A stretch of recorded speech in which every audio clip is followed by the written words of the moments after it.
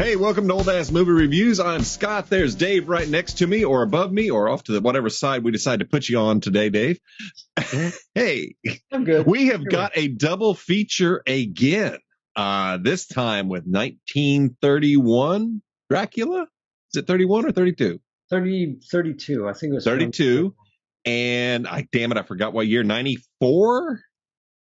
92, 90, maybe 92, 93's Bram Stoker Dracula's Francis Ford Coppola's Dracula. 92. 92.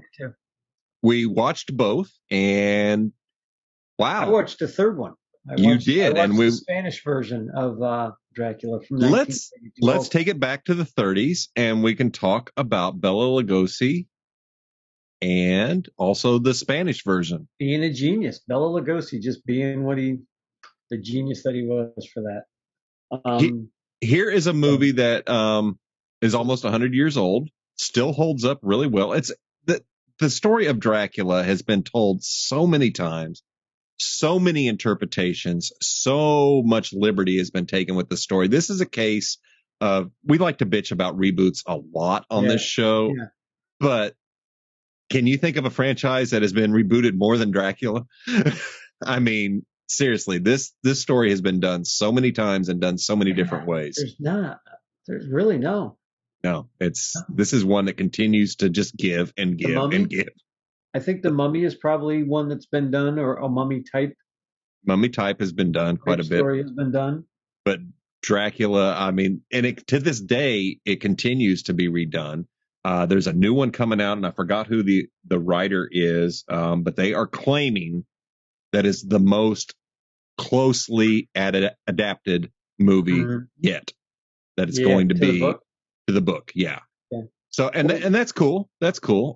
Francis Ford Coppola's that we just watched is, I consider it the closest that's out there right now. It does take a few liberties, but less than others. But let's go back. Let's take it back to when Universal was kicking out these monster movies and just really making us fall in love with the classics. I just found on IMDb it is 1931. I thought it was released in 32, but they're saying 1931. So I'll go with those. I'll go with those guys. They're the It'll work. 31, 32. Who cares? Yeah, close. But for that 1931 version, Bela Lugosi was Count Dracula. Helen Chandler was Mina. David Manners played John Harker. Dwight Fry, who I think to this day is one of my favorite Renfields, portrayed Renfield in that movie. He did it well. Edward Van Sloan, which the picture they have on IMDb looks nothing like the guy in the movie. He played Van Helsing. Herbert Funston played Dr. Seward. Frances Dade played Lucy. And Charles K. Gerard played Martin, which was I want to say overseer to the hospital, but not really overseer. It's not the right word. The male nurse. Was he the one? Yeah, the one that was always cracking jokes. Yeah. Oh, how he got out of here, Mary Poppins? That guy. It was kind of weird. I want to talk about. I know it's kind of out of order, but there is a character in this movie that adds comic relief, and it feels so off to me. It's like, what is this? But then I realized this is adapted from a play, right? And I could definitely see this going down in a play. I could see this as a play. So I think. Oh, very much. I think the reason that there are changes to the story of all of a sudden Mina is now Dr. Seward's daughter instead of a school teacher. And then it's focusing on Renfield's trip. And that's one of the things that the book even talks about is Renfield did go visit the Count first. Right. And then Jonathan follows because Renfield's mad. He's crazy. Renfield went totally batshit crazy. So I thought it was neat that they did that because the book only alludes to it, but then it just it was kind of weird seeing that. But that his portrayal of Renfield, I would say the actor in Francis Ford Coppola's Dracula probably looked back at this because I could see some similarities to the Renfield portrayal. I could definitely see that. I'm just looking up one more thing. Sure. But that was There were a few changes made that way, and it's a very short movie. We're talking about an hour and a half or an hour and 15 minutes. Yeah, Hour and 15 minutes. It's very, very quick, and like The Mummy, just ends. That's the hardest thing for me. That's the hardest thing for me for any of these old Universal movies. Frankenstein ends the same way. The Wolfman ends the same way. Dracula ends that way. They all end very, very abruptly. Right. The villain dies, but it's so quick. There's no denouement. There's nothing. It's like you hear Dracula getting you hear it getting drive through his heart, the stake. You hear him go ah, and then the end. It's like what? Wait a minute. What? That's a little bit more, please. Yeah, I would have liked a little bit more.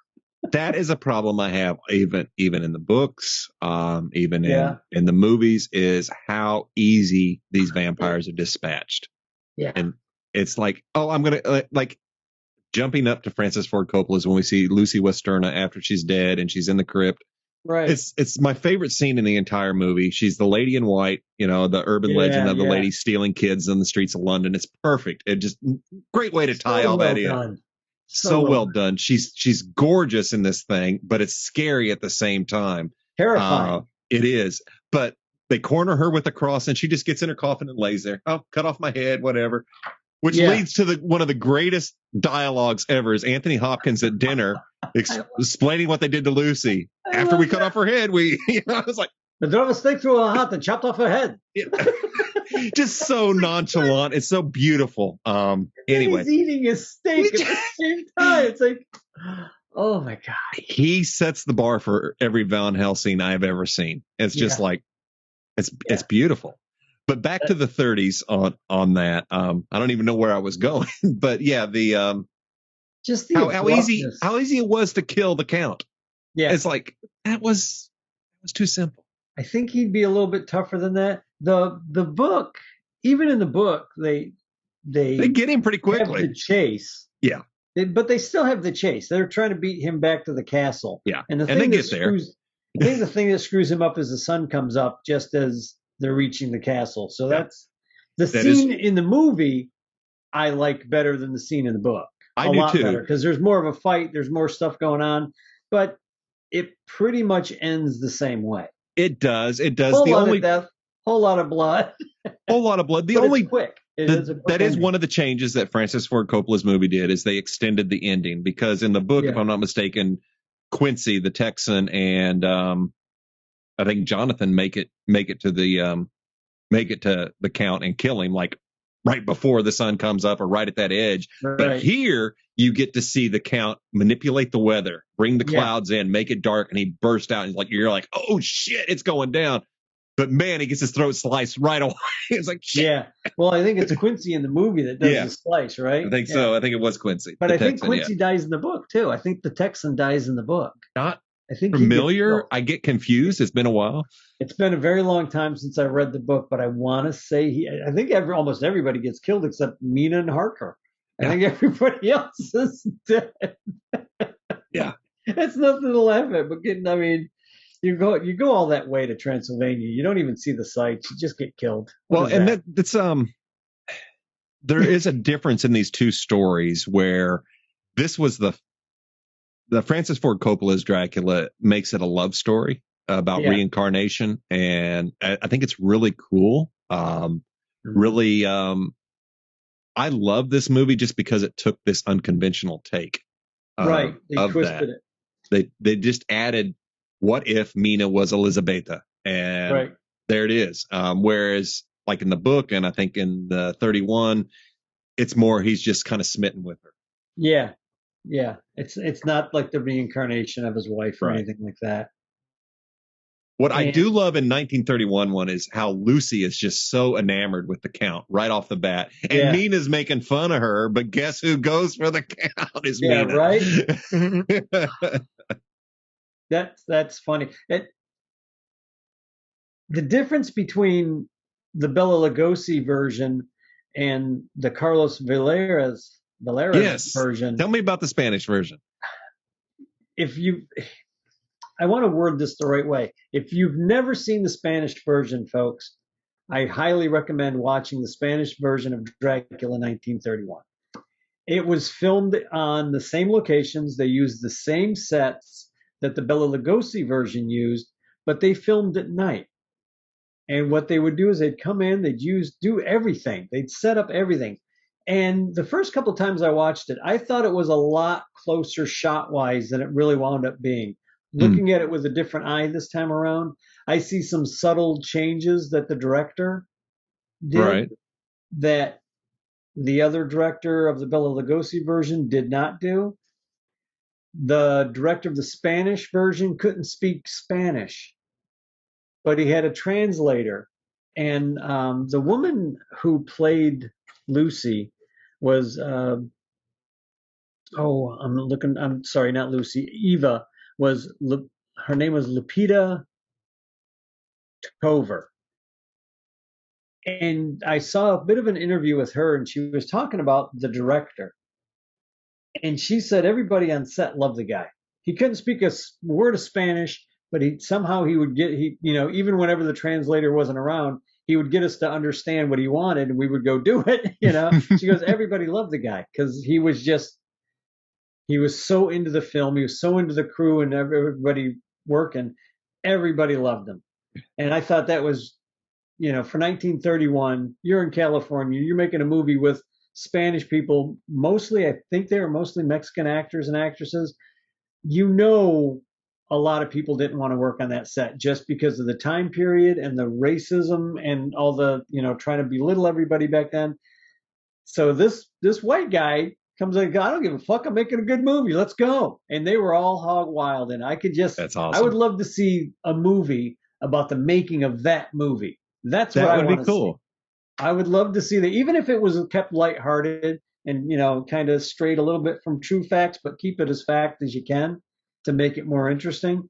But I would love to see that. I'd love to see the guy play kind of what they did with that Shadow of the Vampire, where you have Count Warlock is actually a vampire. If they've made Carlos Villares an actual vampire, like, we have to film this at night because that's the only time the guy can work. But it's the only time we can get him. He's got some weird writers on his contract. Must have type A blood only. What? How funny would Fuck that the M&Ms. Bring me some blood. Is it the same script? Are they running off the same? It's pretty much the exact same script. They've changed names a little bit. Like Jonathan Harker is Jose. They've changed a few of the names. Lucia, Marta, Martin is still Martin. Renfield is still Renfield.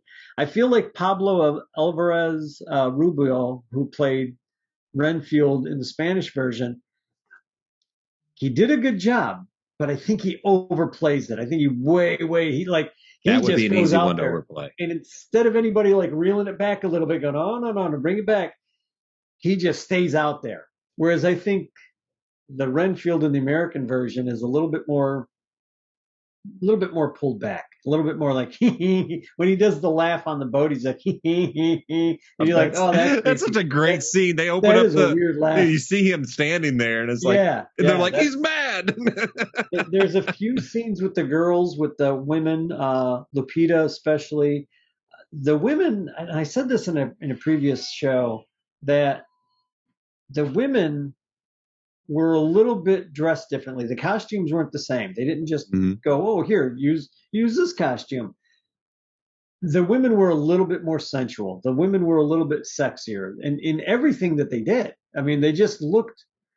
And the women in the American version were absolutely beautiful, but there was just something about the way the Spanish women portrayed their characters as opposed to the way the American women portrayed their characters. The acting is much looser. It's still 1930s acting. It's still like, oh, pointing, a lot of pointing. Right. We're going to get to the bottom of this. Shake my finger in your face. But it was looser. I don't know how to explain it. When you watch it, even if you don't read the subtitles, you just listen to them. The Spanish, the flow of the language is much, much easier. The ending where Dracula's getting the stake through his heart, and you can hear the kunk, kunk, kunk, that whole 9 yards.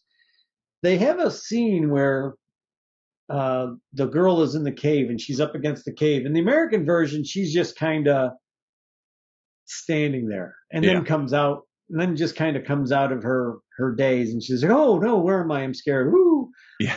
They do this in the Spanish version, and you can see the woman is in pain, like she's playing it like she's the Wow. one getting hit through the heart, and she's like the terror is on her face, it's in her body language, and then when you hear the scream and Dracula's dead, she's like she comes out of it, and her acting in that moment is like that's what the American Girl was missing. I did. It's funny you mentioned that. I want to talk about that scene real quick, and that was my impression I got. It's like, geez, she did great up until now. What happened?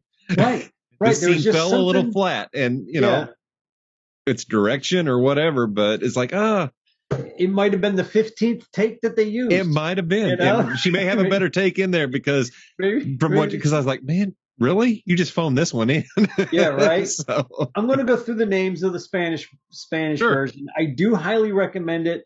If for no other reason, if you are a Dracula fan, I found out about this version about 10 or 15 years ago, maybe 15. Yeah. Might have been longer than that because it was on VHS tape when I found it. That's how long ago it was, folks. Mm-hmm. But when I found it, I fell in love with it instantly. I highly recommend it, if nothing else, for historical reasons. Mm-hmm. Carlos Villarreal was Conde Dracula, Count Dracula. I'm totally sure that I destroyed the Spanish. I'm sorry, anybody who speaks Spanish. I'm a horrible Spanish speaker because I don't. Lupita Tovar was Eva. Pablo Alvarez Rubio was Renfield. Eduardo, I'm sorry, my finger's moving, but the phone's not. Eduardo Orozmena was Van Helsing. Jose Soriano Viasca was Dr. Seward. Carmen Guerrero was Lucia, who was absolutely, her eyes just smolder in this one. That name sounds familiar. Emilia Sinestera was Marta. And then you had Manuel Arbo was Martin, who played the part of the nurse or whatever they call him for the hospital. Yeah. When you listen to him, he's speaking Spanish, but it almost sounds like he's doing the same kind of really bad English accent that the other guy does in the American version. And I never noticed it until last night, because last night I was watching, trying to figure out, okay, what am I looking for? What's different? And when I heard that, I just started chuckling. I was like, oh my God, it almost sounds like he's trying to put that guy's, well, I don't know what's going on, mate. Hello, me hombres, kind of thing. I have never seen a Cockney Mexican. I'm just saying. Now you hear all those beautiful Spanish names that I just totally probably destroyed. The guy who played Juan Harker, I thought it was Jose, but it's Juan. It's Juan? Juan Harker. Hey, his name is Barry Norton. I think he's the only white guy in the movie. One of these things. Why did they do that? But I get the director, but he spoke perfect Spanish. Then he must have been right for the job. Maybe he was just, that guy. I want to find the casting crew. I want to find out who the director was, because the director did a really good job. And the director's name was... Yeah, I definitely want to check this one out. Sure. Phone just froze up. I haven't read it up. Figures. George Melford was George the director's Melford. Okay. Name. George Melford. Yeah, he was really good. And Lupita Tovar just spoke very nicely of him, and I thought that was fantastic. Definitely want to watch that. Now you have the VHS, you said? Yeah, I have the VHS. Okay. I found it. I'm going to wind up buying it because I want to see if it's been redigitized. Oh, that would be nice if it's remastered. Blu-ray. So I found it both on Amazon. Oh, I can't believe I just did an Amazon commercial. But I found it there, and I'm probably going to buy it used because I'm really cheap. Yeah. And if not used, I'm sure I can find it cheap enough someplace where my cheap bone will kick in and say, yes, that's a good cheap price. But they'll have both versions of it on the disc or the Blu-ray. Yeah. You'll have Bella and Carlos. Oh, cool. And I really do recommend watching the Spanish version for anybody that's out there. As far as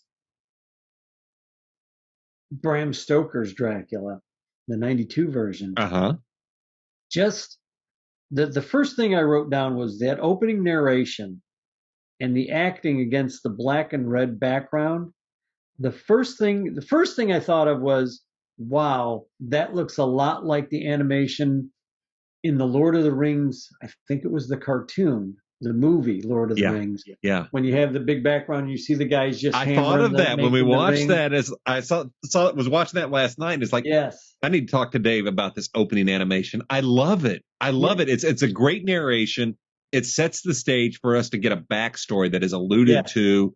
Yes. Historians have always alluded to the fact that Vlad Tepes was Count Dracula. Mhm. It makes sense. Let's go ahead and tie it in, and they do it in this movie, So and good. it works. It works so well. And another thing with that, it looks like a battle in hell. It does. And it's like, for me, I was watching that last night. I was like, it's the first time it really, really dawned on me. That's a battle in hell, and he's lost his soul in hell. He did. He's got the crucifix in his hand, and he's praying while he's, after he's killed all these guys. But it's like, at that moment, he lost his soul, because you see his wife, that he knows his wife is dead. He doesn't know how, but he knows. He knows. And at that point, That's the turning point. He's lost. He's lost his soul. He's damned. And that's one of the things I like about this adaptation, is because we get to see what caused his turn. Yeah. And what caused it. And damn it, I would be mad as hell too. He gave totally everything to understand. the church. He stopped all the infidels from coming and Right. Everything. Yes, he made an example of them. People did not fuck with it. If you walk or going up to fight somebody and you see all people on stakes, you're gonna think twice. It worked. He was not a dumb man. They never tried to invade him, as long as, would you? He had to do that twice. I think he did that twice. One really minor skirmish, and then one big battle. I don't think anybody ever messed with him. Nobody. They were a small. Transylvania is a small country. He's like, fuck you, you ain't coming. They still love that guy. They still revere him. From what I've read and what I've seen, it looks like the people of that area still revere him and say, when he returns, that's when they're going to come back to power again. And everybody's like, well, what do you mean when he returns? They're like, no, he's coming back. It's like the King Arthur lore. He's coming back. When King Arthur comes back, interesting, England becomes an empire again. When Vlad the Impaler comes back, you better look out, because a whole lot of people are getting impaled. Vlad may have never left. But he never hurt any of his own people. That was the thing. Everybody's like, oh, he was crazy. All his enemies are like, oh, he was mad. He was crazy. He was this. He was that. Yeah, but he's good to his people. The people he put on pikes were either spies or the enemy. The invading armies, yeah. They really made a good point in that movie to show that. Yeah, he's a fascinating character in history. I've read quite a bit on him, and it's the main thing is he did take his enemies and put them on stakes, skewered like a hot dog, and line the roads and everything, so invading armies would be scared. It worked. Yeah. Like the Romans when they crucified people. It worked. It worked. Kept a whole lot of people at bay. Like, hey, I'm going to have a rebel. No, maybe not. Maybe I won't today. Maybe I'll just go back to the farm. I'm going to calm my ass down over here. I'm kind of attached to my head, and it's attached to me. I don't like having a skewered up my rear end. No. I think I'm good. So, yeah. I really like the segs and the swipes and the use of miniatures. That train. Dude, there's so much miniature work, so much soundstage work. That's what's beautiful about the 92 movie is it's very artistic in the fact that it's not real snow. It's not a real set, but man, you fall in love with it. You just go right into it. It is very obvious to me that Coppola directed this, especially after you watch The Godfather. Right. And it's like a lot of things return. The use of sound. He's big on bringing sound in. Just that train, the way that train is, and you hear that, and it's just, I love this movie so much. I can't say, I don't think there's anything I can say bad about it other than I want to watch it again. I only have one complaint. It's a minor complaint. It is a complaint that I texted you last night. I don't disagree, but I'm okay with it. I understand why they did it. I understand his reasoning to get titties out. That's face it. It wasn't as gratuitous as I thought, but yeah. But did you really need the breasts? Did you really need to show the naked women? I don't feel like you did. No.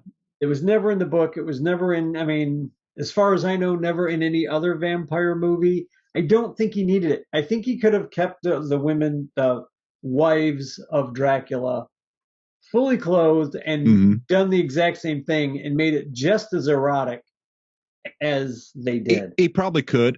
I just feel like that was an easy booby shot, and I don't It, think they needed it. But that's it, me. And I'm not a prude, folks. I no, am not a prude at all. I just think sometimes you don't need something. I'll give you that. I will agree. You could have taken it out and you're never known the Right. wiser. I know why he did, just because this whole movie is set up as a love story and a triangle at that. My God, you've got Dr. Seward, Arthur Homewood, the Texan Quincy, all in love with Lucy, and Lucy is playing it to the hilt. She was wonderful. That actress was great.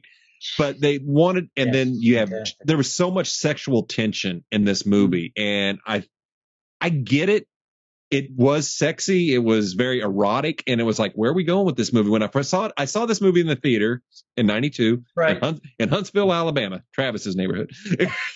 We're going to shoot a rocket at it. Yeah. We're going to shoot a rocket at this movie. Yeah, exactly. Only one or two of y'all would get that reference. But anyway, I remember seeing it at the theater and driving home that night. And it's like, my God, that was just amazing. It's it is a good movie. It's so good. And it's so different, and I love this story, and I can watch it told many different ways. There's one, I think it's Dracula 2000, which I like a lot, just because they've changed his origin to where Dracula is Judas Iscariot. I've heard that story too, and it's I've heard a story like cool. that. That was cool, which would make sense because a lot of people think Judas is one of the wandering Jews, is one of the people who was cursed to wander forever. Yeah. So I thought it was a really neat take. So when you get that, and that's why it brings us right back to where I said this is one of the most rebooted stories ever, and remakes, and damn it, keep them coming. I'm actually going to say it, keep them coming. my only problem with a lot of Dracula, or not Dracula lore, but vampire lore, is so many people want to just change the rules. Yeah. Well, vampires get weak when they come in the sun. They may not die, but they get weak. I liked what Hammer Films did. I want to say The Curse of Dracula. I might have the wrong Hammer film movie, but it's Curse of Dracula, where you have Peter Cushing fighting Lee. Lee's the Dracula. Oh, Cushing is, of course, Van Helsing, and they're fighting. I mean, the last few minutes of that movie makes this entire movie, and Cushing's cross is knocked out of his hand. He doesn't have a cross. He grabs the two candlesticks and holds them up makes the sign of a cross. Freaks Lee out. And that's where he starts pulling down the window covers, and the sun comes shining in, and you just see Christopher Lee's body getting disintegrated. This is a Hammer film. And that's when it really dawned on me, like, oh, that's what happens to a vampire when they get the sunlight. That's the first time I had ever seen it. Yeah. I don't know if Hammer was the first one that said they'll die, but it worked, and it was really clever storytelling. And that's one of the things that came out of nowhere, was that all of a sudden they're killed by sunlight. And the next thing you know, they're glittering. The next one, they're glittering in the sunlight. It's like, you can't have it both ways. I get it, though. It's a neat creature. Even if you just deal with vampires, there's so many good vampire movies, vampire lore, great stuff. Like, especially going the 80s. You can't have 80s vampires without the Lost Boys. Oh, the Lost Boys is such a good movie. Such a good movie. Yes. We may have to put it in our queue. And that's fine with me. Yes. The Japanese have vampire lore. Yes. Chinese have vampire lore. The Muslim or the Islamic religion has vampire lore. Interesting. Here's another thing. We talk about this in another podcast about Bigfoot, and this is another show, folks. It's not ready yet, but it's coming. But we talk about things that are worldwide. Vampires are worldwide. Yes, they are. It's not just Romania. Why? Why is it worldwide? Is it just because of the crazy empress that was in Transylvania that bathed in virgin's blood to try and stay young? Bathroy? Bathroy? What's her name? Bathroy? I don't remember. That might be right. That sounds right. Keep But I know talking. I'll she look was at it. totally insane. I think she was actually related to Dracula. I think. So somebody's going to have to look that up because I'm doing this off the top of my head. But these are stories, and that's where they think Elizabeth the Bathory. Bathory, yeah. okay. And she winds up getting killed. Like eventually, Hungarian, yeah. people realize what was going on. And let me tell you, folks, her life wasn't worth 2 cents in a plug nickel. Whenever the people decided, you know what, you gotta go. You're no longer leading us anywhere. You gotta go. So these I'm just reading a legends, brief thing about this. This bitch was psycho, she man. was totally psychotic. She would get the bloods Wow. of virgins and take a bath, a full Yeah. body bath, And she and kept them soak in it. imprisoned and tortured and Yes, mutilated. this And it's woman was just, totally BS insane. Like if you made a horror movie with about this woman, people would go nuts and try and have the movie shut down and say it was, that's unreal, it's unholy. Yes, it was unholy, but she actually existed. She was crazy. I yeah. don't know what to tell you. Yeah. But trust me, she got her own. Mm-hmm. Everybody that thinks they get away with something doesn't get away with it. It'll come around. It'll come around. Well, my point is about vampires. It's They're worldwide. everywhere. The legends are everywhere. Go to South America. Go, Mm-hmm. the Aztecs, the Mayans, the Incas. They all had. Did I say Incas twice? I may have. They all have I legends. don't think so. Everybody has a legend of a vampire or a creature or a man thing drinking a human's blood. Mm-hmm. Weird. We're going to look into it maybe one day. No, I'm just and that's saying, it might something come up to, in conversation. and that is definitely something to point out. And I don't know the year, but it was sometime in the 1800s, if I'm not mistaken, that Bram Stoker wrote Dracula. Yeah. This Yeah. lore goes back hundreds of years, even longer before he wrote this. So he was inspired Yeah. somehow. Yeah, he was dragging this out of the dirt of lore that he had already known and read about. And he never went to Transylvania. Wow. He sat at a boatside dock and wrote this story looking down. I remember watching a documentary about him in this movie, and when this movie came out. He looked at a map and he did basically the finger on the map thing. Where am I going to write my story about? Wham, Transylvania. Okay. What do I know about Transylvania? Absolutely nothing. Gypsies. He went and looked a couple of minor spots up. He got the name Dracula from history book. That's the guy's name, basically. It's just like, I'll pick some over here, pick some. I'm gonna make up a whole lot of shit. Yeah, and while he did, and it does work. It does work, and that's cool. And it's like the Western movies that I have done. You can consider them historical fiction. We took a lot of history, right? And then of course there's some fiction put in to make a good story. Right, and that's kind of probably what he did is like, well, who do I make this about? And they just found the name, and whoever wrote the script, and I should have looked it up for Francis Ford Coppola's Dracula, is they added in all the stuff with Vlad. Right. So that was cool. Which makes sense. Yeah. And I love the 92 Coppola version because of the sets and the scenery, like you were talking about. It's just gorgeous. You look at it and you're like, the costumes, the sets. My God, it's such a good set. And you get the sense that he watched the old Dracula movies and was like so in love with the sets and was like, that's why that castle was perfect. That's what I want. I want it to look like a set, but a set that if you actually walked onto, you'd actually be there. And that's what the world would look like. You know what I mean? I just love that. I love the thought of that. Coppola was, man, he was good. Hell of a filmmaker. I mean, that's really good. Yeah. Yeah. This is, again, this is one that's done quite a bit. Out of the two, I mean, I don't have a favorite because they're different. They're very different movies, and I like a good vampire movie. And seeing the 31 Bell, I can watch Bella any day. It's just something about him. He's charismatic. He has such a great screen presence. And as you said, he does the hand thing. Yeah, the hand thing. The hand thing. Yeah, I can't quite Carlos, get the camera. Carlos couldn't quite get the hand thing. He did a different hand thing, but Bella had the hand thing for sure. Just, the hand up, and it was all crookedy and just, Yeah, made me think of White Zombie in the hand thing. Yeah, he did that in the White Zombie too, and he had the mustache thing going on, I think, too. In White Zombie with the goatee.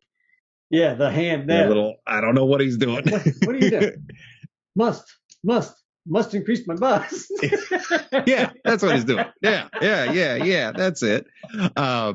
So I do recommend everybody check this out. These are both really cool movies. The Universal monster movies are definitely a must watch because you need to see where this stuff came from, where the beginning. Because watching anything now, you should at least see some sort of callback to where the people looked at this at least. And Coppola obviously did, like you mentioned, with the sets, with the castle, with Carfax Abbey, all of that. It's like, wow, good job with that. I give these both a must watch, and I will watch. I'll watch them again and again. These are one of the few movies that I continue to watch. Yeah, I watch Dracula every year. Coppola's Dracula we watch, I think, almost every year. Yeah, I'm about the same on it as well. We have a list of movies and it just seems to be growing bigger and bigger. So we start earlier and earlier. So basically, we're just going to be watching 365 days a year of scary movies. Probably. There's nothing wrong with that. Before I give my say on this, which I agree totally with you, Scott, on this. There is a scene in Francis Ford Coppola's Dracula. I think he's in his box. I think he's still in the box. And Lucy or somebody, he's trying to like mentally connect with him, or the ship is going aground or whatever. There's a scene where like he's just blocked in. It's dark on either side of his face, and you just see his face. He opens up his eyes, and the only thing I can see is Emperor Palpatine. Yes. I almost texted you. It's fucking Palpatine. I was gonna the way it was, it's like, oh my God, it's Palpatine. Yes, Lord Vader, I feel your hatred. Here's the difference, though. Gary Oldman, and I have to get this out of the way, makes a sexy count. Yeah. He brings so much to it, and he brings so much life to this dead character, and you empathize, and you care about it. You do, but then he's like, he's just killing people. But when you make a villain, make me feel for a villain, you've written a good villain. And you've written a good script. And again, it's like it's just Oldman was great. He had the look. Bella had the look, and it was perfect. Yeah. There's nothing wrong with either of these movies. But like I said, the biggest critique I have for Dracula of 1931 was the abrupt ending. But that's with all Universal monster movies. Unfortunately, I always have a problem with, it's over. Go home. Yeah, it's like, what? That's all they are. You're like, wait, what? Aren't there any afters after the credit? Oh, there's no credits. Well, we had the credits in the beginning. That was the SAG rules at the time. Yeah, right up until Star Wars. Yep. That was good. Yep. Go back to our podcast to find out the reason. Check out the podcast for sure. Yep. Yeah, that's it. That's all I got. All right. Awesome. These are both must-see movies. If you get a chance to see the Spanish version, watch it. It is a must-see. Compare the two, Bella and Carlos, side by side. You pick your favorite. Awesome. I know mine. Awesome. Yeah, I definitely want to check that out. So thanks again for joining us on another vampire adventure through old ass movies, or an old ass movie adventure through the vampires. Anyway, hit like, hit subscribe, hit share. Tell your friends, tell your mom. Your mom will love this show. I promise you. If she swears like a sailor, she's really going to love this show. Why do I think of Johnny Dangerously when you say that? Hey, Mom.